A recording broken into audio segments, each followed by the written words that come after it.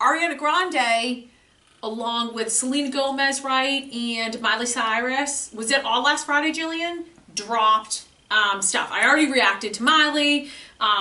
You know, I used to be young. We got Selena Gomez. I'll be single soon, right? So the other thing that, as I'm speaking this out loud, Ariana Grande, again, one of the network kind of kids, has dropped something.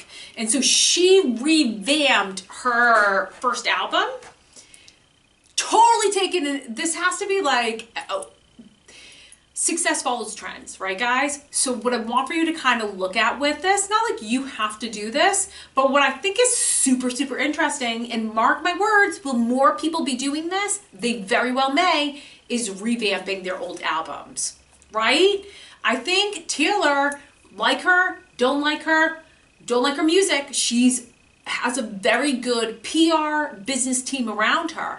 When everything went down, and I don't know if she would have done that if Scooter Boyne, I always say his last name wrong. I don't know. You guys know what I'm talking about. If you're watching this, you know what I'm talking about. When he bought everything, or they sold her masters and all that there, she was like, kind of screw that. I'm going to go do my own. And she's just started to, like, redo all of her stuff.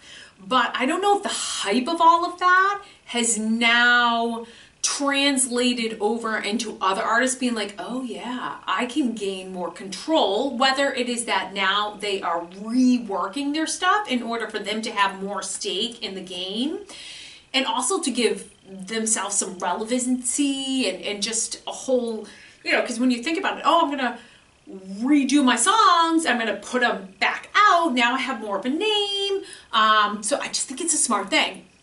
Totally, again, Taylor Swift, like her or not, she's setting that trend, and I bet you're going to see more people coming out with that.